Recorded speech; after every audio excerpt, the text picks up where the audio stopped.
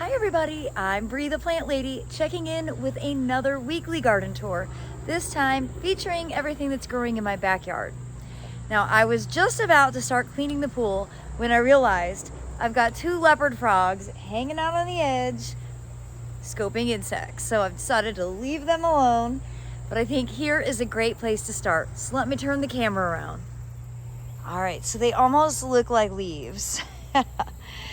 But you can see one's moving over there. And then there's a small one right there. And they are such great insect catchers, and they love hanging out here at the feed tank. And I love this coleus that I got from Johnson Nursery. It's done so well all summer. Will give myself credit that I've done a good job of, keeping it trimmed. I do it by hand, and it's not flowering. And the Amazel basil that I cut back a few weeks ago really hard has totally bounced back. It looks great. It's not overgrown. I'm just thinking that those August cutbacks that I did, that I showed videos of, are really, really critical for making the garden look good as we make it into September and, get into the fall season when sometimes plants can look kind of tired and overgrown. So if you didn't do it this year, put it in your mind that some hard cutbacks in August result in happy plants in September.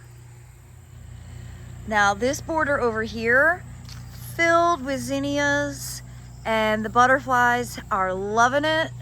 Of course, lots of swallowtails still. I haven't seen as many monarch butterflies the last few days. However, the monarch caterpillars did find this milkweed here, and you can see there's a big one right there. So that's exciting. As I find, there's another big one over there. I probably just missed these when I was doing my monarch caterpillar scoping the other day.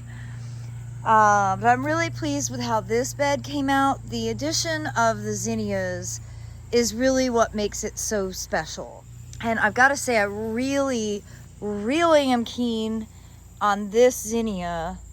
And it's probably a Queenie Lime Red, I think. I'm not sure. I think this was seed that I collected, and so it's relatively inconsistent because it's open pollinated, but I really like this so much. And here's a nice dried flower that I'll be able to get seed from. Now over here, you see fabulous sesame plants and beautiful white flowers. You see the pods forming all along the stalks. And they're so velvety. They're just a wonderful plant. And then this zinnia, I think, is Queenie Lime Blush. And, again, I really like this Queenie Lime series of zinnias. I buy the seed every year in addition to collecting my own. It's because when you buy it, it's probably been isolated, and so you know that it's going to actually be the right thing. When I collect seed here, it's open pollinated, and so what you get is, a lot of mix of different colors. But I'm pretty sure this is Queenie Lime Blush. Okay, so two things. One thing is good, one thing is bad. Let's start with the good. Ceratotheca triloba, I think. That is this. Now, this is a relative of sesame, and I have always only had the pink, and this year I got white. And I'm so excited. I only have one plant, so I'll definitely be collecting all the seed that I can. That's what this leaf is. You see lots of flowers coming. So that's the good. The bad, the nematodes are active. I was wondering why. I think it doesn't look like a cucumber to me, but whatever this cucurbit is, it's like it was really healthy, and then all of a sudden, all of the lower leaves started dying, and I noticed at the base, it's this like crazy obviously not normal root system. Well, all you gotta do is dig a little and you can see that's nematode infestation in the roots. So I just need to go ahead and pull these out. They're not going to produce. The reality is the nematodes, once they infect the root system, they prevent the xylem and phloem from going up and down the vascular system of the plant. And you know, that's just a reality of living in the southeast on sandy soil that used to be a tobacco field. So after 12 years of gardening here in a former tobacco field, I think I'm actually coming to a place of acceptance. I'm not going to beat the nematodes, period. And so that's fine. And really what I'm looking now and thinking more critically is they're giving me an opportunity to rip out some crops that are infested that I would probably leave in the ground until frost. And that opens up some space for me to be able to grow some, you know, an earlier round of fall crops. And just so you know, like cucurbits and tomatoes are very much impacted, but as is okra. And I've got some okra that is definitely slowing down in production. And I think that's probably because nematodes are infesting these roots. And here's the thing with root knot nematodes. They are always here, but they're predominantly activated by really warm soil, which comes with the territory of late summer. And we're at September 12th right now, and the soil is very warm. And so this is just par for the course, totally normal for gardeners in the southeast, particularly those of us living on property that used to be tobacco land. So yeah, I'm just sort of framing this now instead of being annoyed, looking at it as a hindrance. It's an opportunity for me to sort of proactively pull out some of my summer crops prematurely so that I have some open square footage to usher in the new season. Now, I just wanted to show the phlox is still doing its job. There's still swallowtails, not in the same quantities as there were a few weeks ago, but it's still beautiful. And everything along this border is looking great. We did get 2.5 inches of rain over the weekend, which was absolutely amazing. I would love to get a little more rain, and I haven't been having to run sprinklers all day, which is incredible. You'll see since last week's garden tour, this mangave spike has gotten really tall. That's certainly something to be excited about. And as we walk over here, you see, well, you know, the bananas are just fabulous in every way, and you see all these little baby bananas. I love the flowers on these. I just think they're so beautiful. I probably will be dividing these and have these available at the spring open garden, which is officially scheduled for Saturday, May 11th, 2024. Giving y'all a lot of notice on that one. And as we make our way over here, you can see, you know, the figs doing what figs do, taking up space and not really fruiting. This is very disappointing.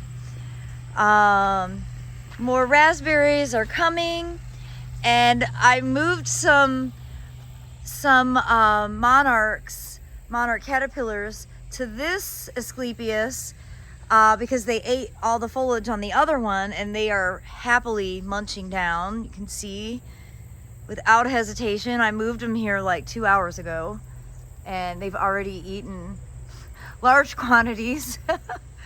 They are very capable munchers. Just love seeing them so much. However, I wanted to show you the contraption that Aiden and I installed is doing well, though I need to apply more BT because, of course, as soon as we did it, it rained, which is great.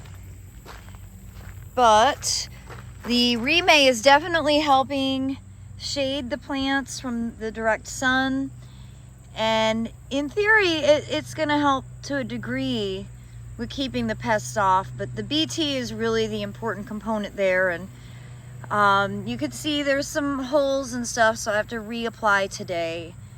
I gave everything a good drink so that when I put the dust down, I won't have to water for a few days.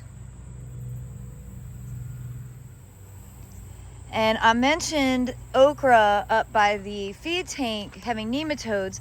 This okra was seeded later, and you can just see how much healthier it is. It's got leaves basically all the way to the ground, and you know, it's setting tons of fruit, and it's lots of flowers coming. And so this is another example of how important succession sowing is, so that you don't do it all at once. These plants aren't showing signs of nematode infestations yet. They will, inevitably. But until then, I'm gonna keep enjoying these harvests. And because I have so many okra plants, I've been harvesting them at about that size. And my gracious, they are tasty. But they are spiny and they are difficult to do. So you have to do them with scissors, and I recommend wearing gloves. And I've got the cutest little anole here that I'm trying to show you. He's sitting on the leaf right there. Oh my gracious, look at how cute that little lizard is. Okay, there, he moved. It's just the cutest little thing. Oh, I love these tiny lizards at this stage. I mean, I love them at all stages, don't get me wrong, but when they're such little babies, they're so adorable. There he is. Oh my goodness. All right, so you guys, I noticed that this okra was really looking bad, so I went ahead and pulled it, and that is root knot nematodes infesting the root system.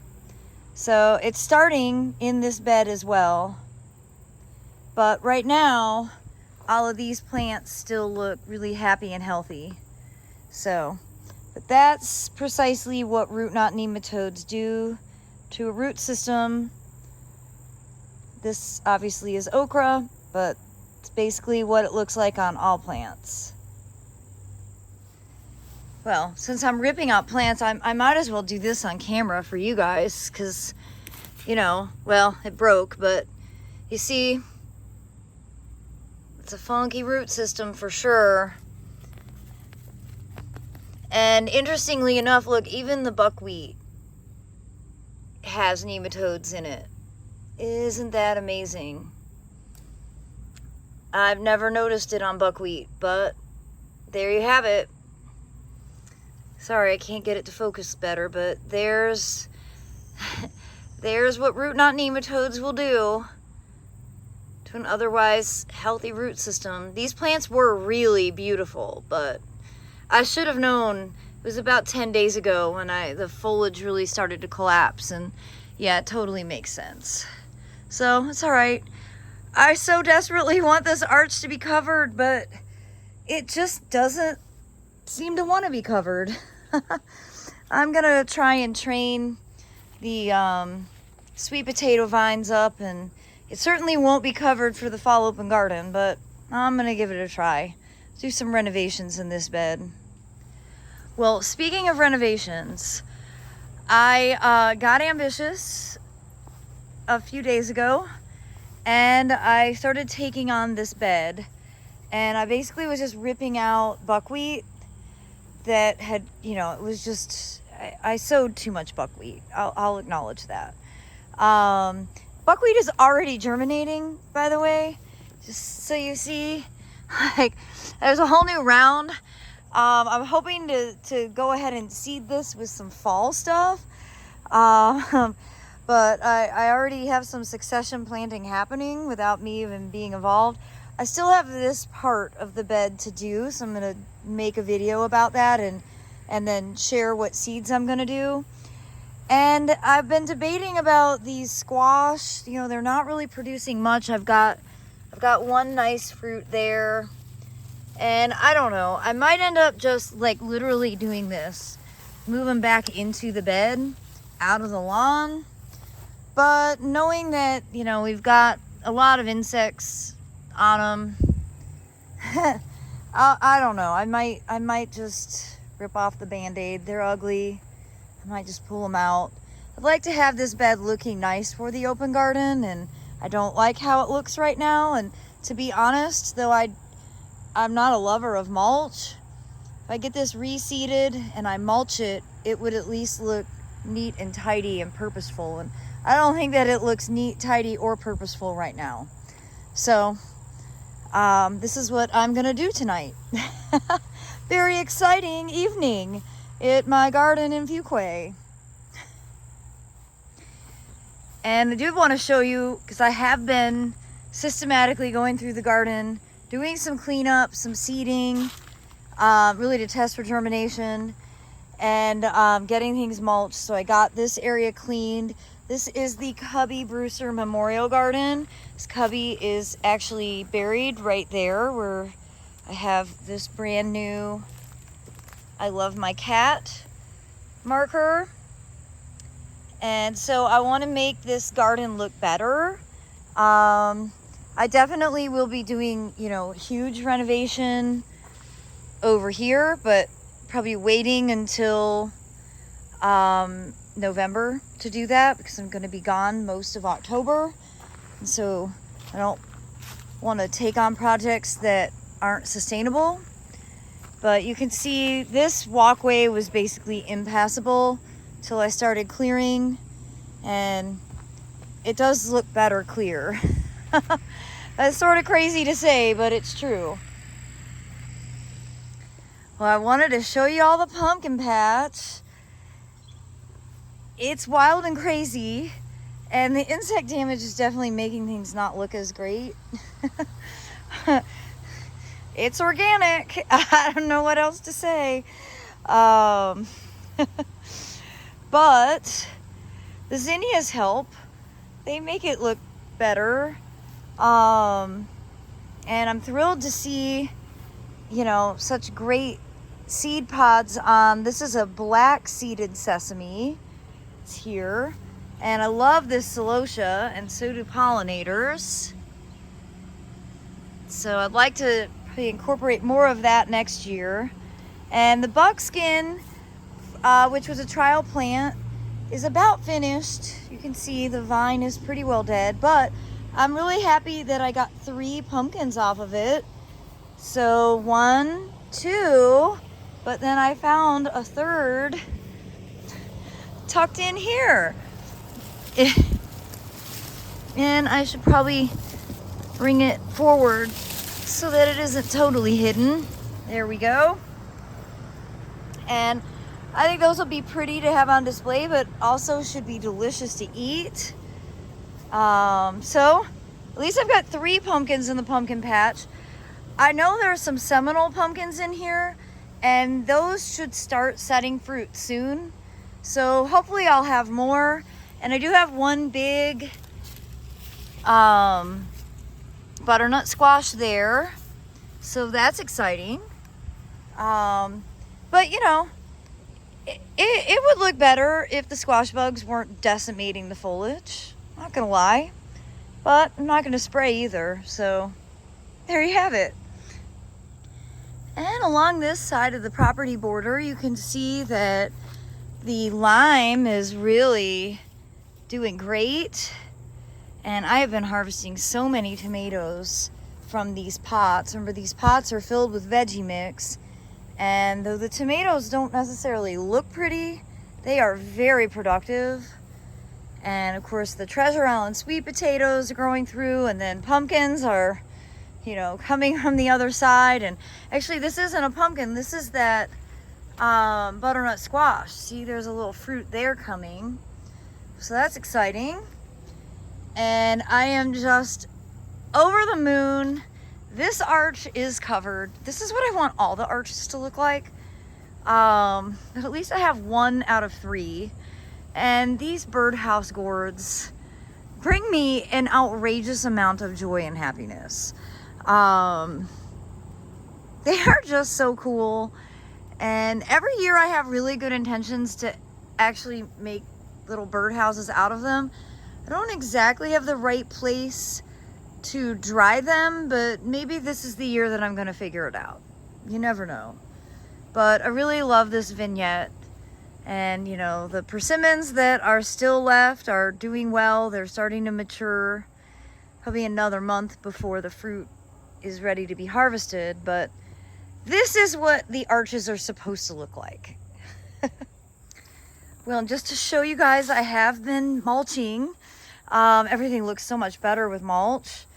And, you know, this bed kind of looks like it's there on purpose now. Oh, look, I see a monarch caterpillar on a panicum, and I think that it would be happier living with its relatives over here on this Asclepias. So this is what I've been doing. Anytime I see a rogue monarch on not an Asclepias, I move them around, and I think they appreciate it. I mean, as you can see, the ones I moved earlier are happily munching. Look, that one's already like stretching out and probably happy to have a better food source. Well, I just heard thunder.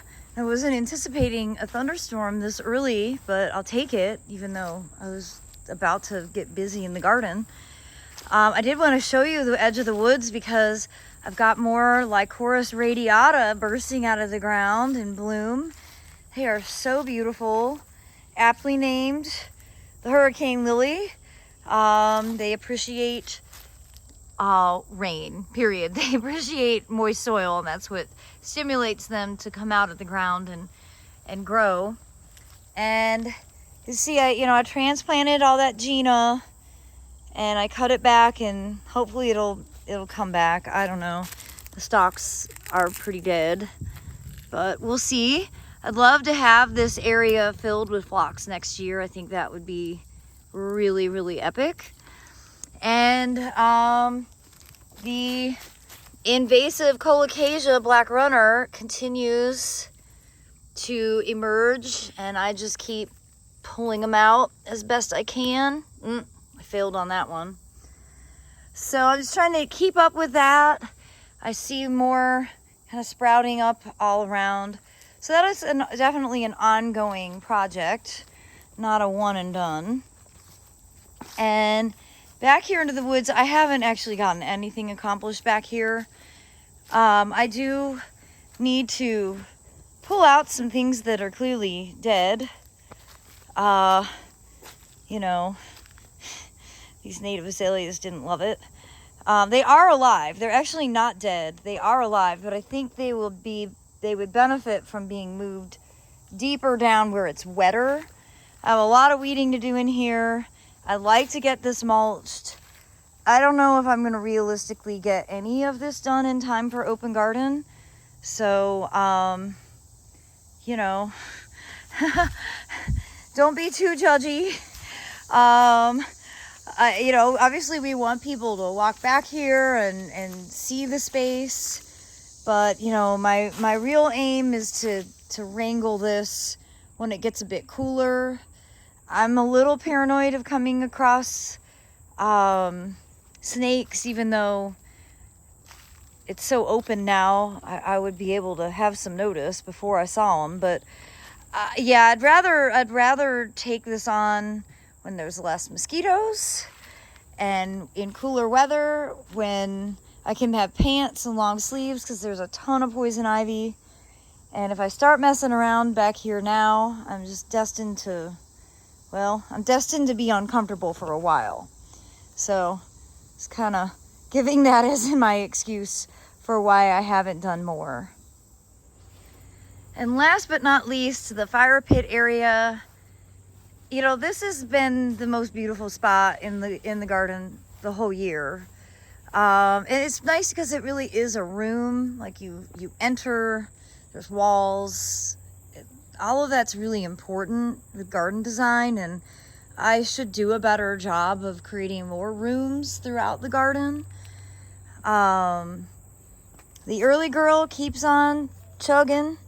I've been harvesting all of my tomatoes at about that ripeness and just letting them ripen inside because the bug pressure is just out of this world. That giant vine from Jenks is doing really well. It's the thirstiest thing that I have in the garden. I swear I give this pot like 5 gallons of water a day. And the Spotty Dotty Mangave has matured significantly in the last week. You can see how the flowers are elongated. They're still not open yet, but it is a really impressive sight. And I think this is a good spot to get selfies, everybody, when you come for the fall open garden, which is just, it's not this weekend, it's next weekend. Like, it's so close. Yep, it's very exciting. I can't believe how quickly the summer has passed.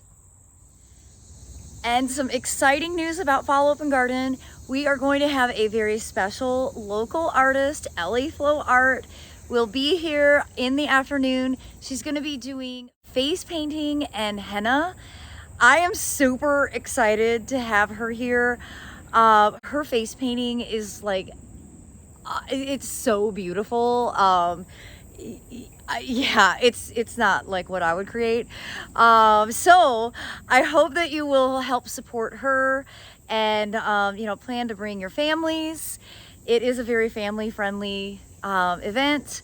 And well, be sure to check my website if you want all the specific information about what we will have for sale and what all the pricing is.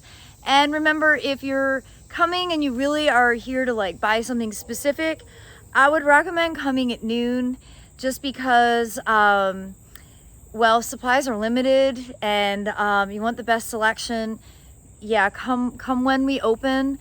I would suspect, just based off of quantity of seeds, particularly of larkspur, that those will probably sell out pretty fast. So yeah, that's my best advice on that. I'm super excited though that Fall Open Garden is right around the corner, and it brings me great joy to share the garden with people. And though these videos are awesome, nothing beats being somewhere live and in person, and that's precisely why I like to do these, so I can share my gardening efforts with all of you. Well, I thank you so much for tuning in, and I look forward to sharing another update tomorrow featuring the native garden and all of the plants that I have ordered from Carolina Native that will be for sale at the Fall Open Garden. So be sure to tune in. Well, everybody, happy gardening, and thanks so much for watching.